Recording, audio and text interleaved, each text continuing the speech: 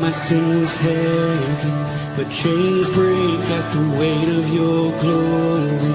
I needed shelter, I was an orphan. Now you call me a citizen of heaven. When I was broken, you were my healing. Now your love is the air that I'm breathing. I have a future, my eyes are open. 'Cause when you call my name, I ran out of that grave, out of the darkness, into your glorious day.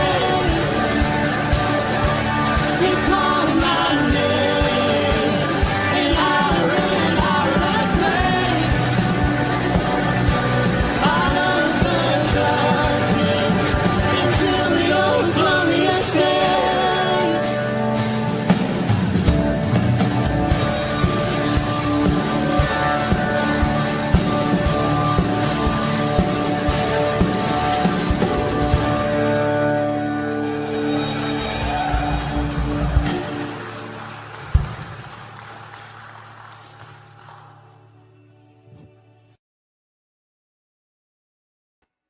Good morning, good morning, good morning. Sorry there. Get back to just one screen. Maybe make it so you're not staring at the light, my ceiling. Matt Ryan, Firmly Rooted Ministries. Pleasure to be with you this Friday morning, Friday Halloween. I can't help but think about all of the coincidence that happens here. When we move from Psalms, a book of the deepest, most heartfelt, and beautifully written praise, poetry, and art, teaching us so much about the importance of living a life with our Father. And then we have the Halloween Eve holiday of Devil's Night. And we come in here Halloween morning, and we start with life is nothing. It's all nothingness. Ecclesiasteses. I hope you all enjoy that joke as much as I did when I saw that on the schedule. But here we go. We're going to start working through Ecclesiastes together. It's really an interesting book in several ways. There's a couple things that catch a lot of people up about this book, though. A lot of them take it as a lament, right? As someone expressing their pain. And I think that is the natural way to read it, especially the way it starts here. Of course, this thing is so small on my screen, I can't read it. The words of the teacher, son of David, king in Jerusalem. Meaningless, meaningless, says the teacher. Utterly meaningless. Everything is meaningless. What do people gain from all their labors at which they toil under the sun? What an opening. What a way to get you excited about the journey you're about to go through to read. So a couple things that are important to note here. And you'll see at the bottom, you can see my mouse, but you see at the bottom here, I did put the address in for the Bible Project video about the book of Ecclesiastes. I do this for a couple reasons. One thing is whenever I start a new book, I want to get a picture of where the book's going, what it accomplishes, what its arc is, what the whole story is before I start. And this one was so enlightening, so helpful, that there were things I didn't realize about this book that I learned in it. So if you're looking for something a little bit more, sometime, over the weekend or whatever, take a look at that video. What you'll find out is there's a couple of things. And the first is this reference to teacher. The words of a teacher, a son of David.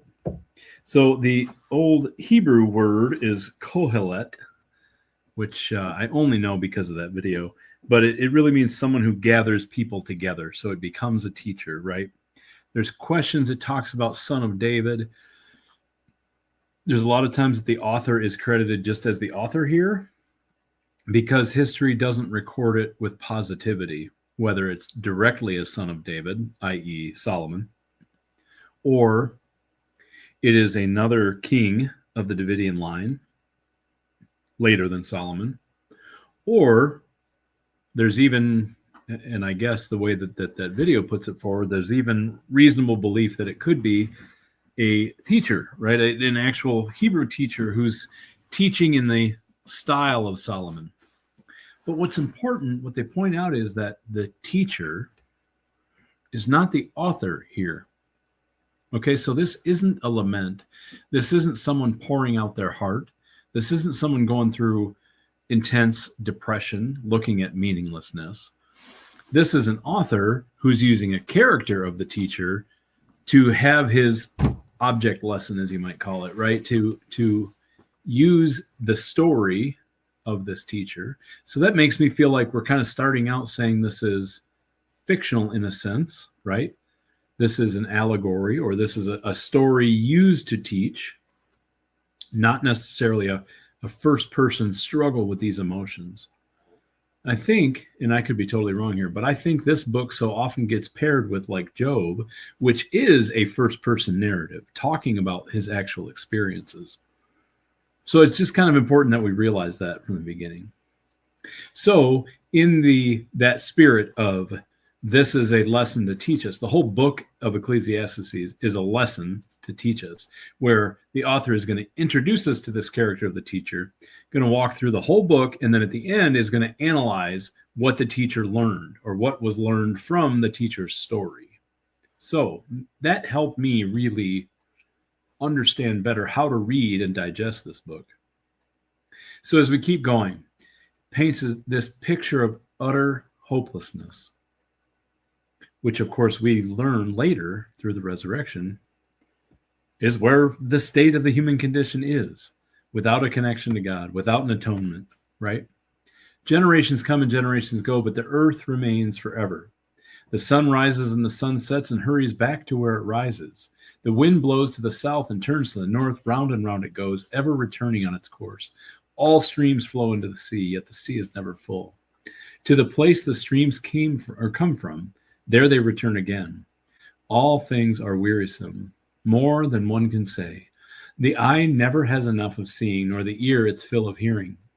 What has been will be again. What has been done will be done again. There is nothing new under the sun. Probably the most famous line from this book. Is there anything of which one can say, look, this is something new? It was here already long ago.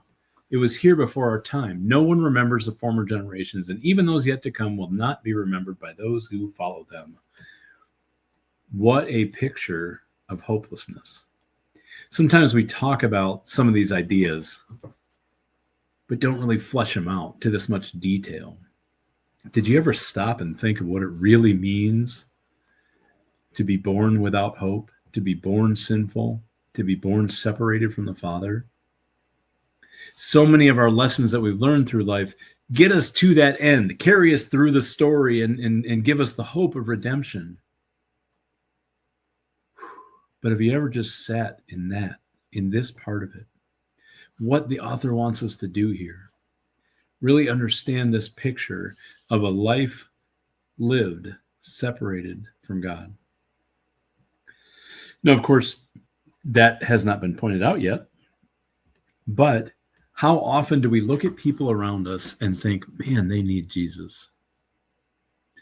Man, no wonder they're hopeless. No wonder their priorities seem all upside down and they seem so confused because they're empty. We see those things, but I think we got to stop and think, what does it really mean? And I think that's so important in order to understand the value of the gift of grace, the gift of mercy. Right? It's the same thing in counseling, especially with people who are in addictions. If you haven't hit rock bottom yet, it's almost impossible to motivate you to change. And it's the same kind of idea here. If you've never truly lived the experience of being separated, truly lived where this was your frame of mind, where nothing matters, because I can accomplish everything in the world. And as they say in the video, I can go climb to the top of a mountain and tell it all about my accomplishments. And it's not going to care. And it was there thousands of years before you. It'll be there thousands of years after you. The memories of you, your essence, your spirit, everything will be erased. As winds continue to blow, waves continue to crash, maybe even humanity gets erased because we become a blip on the radar. If that were the end of the story, right? If this kingdom was the only life we got to live.